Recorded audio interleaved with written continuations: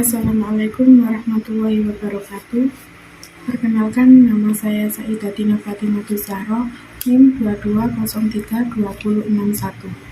Di sini saya akan menceritakan kembali dari salah satu novel yang berjudul Ayat-Ayat Cinta, karya Habibur Rahman El-Shirazi. Sebelum saya menceritakan sebagian isi dari novel ini, saya akan menceritakan terlebih dahulu biografi penulis, yaitu Habibur Rahman El-Shirazi. Habibur Rahman El-Shirazi ini lahir di Semarang, Jawa Tengah pada tanggal 30 September 1976, umur 44 tahun. Dia adalah novelis Indonesia. Selain novelis, sarjana Universitas Al-Azhar di Kairo, Mesir. Ini juga dikenal sebagai sutradara, dai, penyair, sastrawan, dan pemimpin pesantren. Selain di Indonesia, karya-karya Habibur Rahman sudah dikenal di Malaysia, Singapura, Brunei, Hong Kong, Taiwan, Australia, dan Amerika Serikat. Novel ini bercerita tentang kisah percintaan yang dibalut dalam ajaran agama Islamnya yang sangat kental. Kisah berawal dari seorang mahasiswa bernama Fahri bin Abdul Wasidik. Ia adalah seorang mahasiswa Universitas Al-Azhar, Kairo, Mesir. Di Mesir ini, Fahri tinggal bersama dengan keempat temannya yang juga berasal dari Indonesia. Mereka tinggal di apartemen sederhana. Mereka mempunyai tetangga yang sangat baik dan akrab dengan mereka, yaitu keluarga Tuan Boutros. Tuan Boutros mempunyai istri bernama Madam dan dua anak mereka, Maria dan Yusuf. Keluarga Tuan Boutros adalah keluarga Kristen Koptik yang sangat taat. Putri sulung mereka yang bernama Maria, ia gadis yang unik. Ia seorang Kristen Koptik, namun ia suka kepada Al-Quran. Ia bahkan hafal beberapa ayat Al-Quran, di antaranya adalah surat Maryam. Sebuah surat Maryam yang membuat dirinya merasa bangga. Pertemuan berawal ketika Fahri pergi ke Subro Al-Kaimah untuk talaki pada Syekh Usman Abdul Fattah. Ia pergi ke sana naik metro. Dan disitulah awal Fahri bertemu dengan perempuan bercadar yang bernama Aisyah. Aisyah bukanlah orang Mesir, melainkan gadis asal Jerman yang sedang studi di Mesir. Pertemuan berawal ketika Fahri pergi ke Subro Al-Kaimah untuk talaki pada Syekh Usman Abdul Fattah. Ia pergi ke sana naik metro.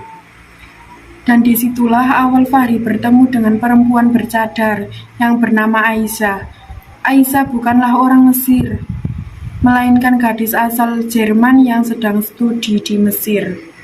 Selain mempunyai tetangga yang baik, Fahri juga mempunyai tetangga yang sangat galak dan kasar kepada keluarga itu bernama Bahadur. Bahadur mempunyai istri bernama Madam Saimah dan putri bungsunya Noura. Bahadur selalu bersikap kasar dengan Noura. Malam itu Fahri ingin menolong Noura yang sedang jadi bulan-bulan oleh Bahadur, tapi Fahri tidak bisa menolongnya. Lalu dia meminta bantuan Maria. Akhirnya Maria mau menolong Noura. Fahri berempati penuh dengan Noura dan ingin menolongnya. Sayang, hanya empati saja, tidak lebih. Maria tetangga satu flat yang beragama Kristen Koptik tapi mengagumi Al-Quran dan mengagumi Fahri. Kekaguman yang berubah menjadi sebuah rasa cinta. Sayang, cinta Maira hanya tercurah dalam dirinya saja. Nurul adalah anak seorang kiai terkenal yang juga mencari ilmu di Al-Azhar. Sebenarnya Fahri menaruh hati pada gadis itu. Sayang rasa mindernya yang hanya anak keturunan petani membuatnya tidak pernah mengungkapkan perasaannya pada Nurul. Padahal Nurul juga menaruh hati pada Fahri, tapi Nurul juga tidak sanggup mengungkapkan perasaannya kepada Fahri. Muncullah Aisyah, si matai indah yang menyahir Fahri sejak sebuah kejadian di Metro. Saat Fahri membela Islam dari tuduhan kolot dan kaku, Aisyah jatuh cinta pada Fahri, dan juga Fahri tidak bisa membohongi hatinya. Mereka berdua menikah dijodohkan oleh pamannya. Aisyah, mereka hidup bahagia. Beberapa bulan kemudian, Aisyah dinyatakan mengandung. Tak lama kemudian, Fahri dapat kabar kalau Maira koma. Belum sempat menjenguk Maira, malapetaka datang menghampiri rumah tangga mereka. Naura menuduh Fahri telah memperkosanya. Semua orang tahu bahwa itu adalah fitnah. Fahri diseret dan dimasukkan ke penjara. Kuncinya semua ini adalah Maria yang sedang koma. Dia mengetahui bagaimana kejadian yang sebenarnya. Keluarga Boutros mendatangi Fahri di penjara. Mereka berniat mengunjungi Fahri dan juga ingin meminta bantuan kepada Fahri untuk menyadarkan Maria. Dengan merekam suara Fahri dan nantinya akan didengarkan ke Maria, kata dokter hanya orang yang dicintai Maria yang menyembuhkannya. Tak kunjung sadar juga, akhirnya dokter dan madam menyuruh Fahri untuk menyatakan cintanya kepada Maria.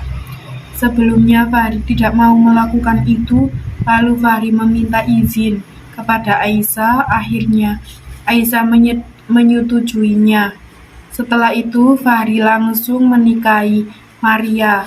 Setelah beberapa saat kemudian Maria sadar. Sidang penentuan tiba. Di akhir persidangan Maria hadir. Dia mengatakan apa yang sebenarnya terjadi pada malam itu.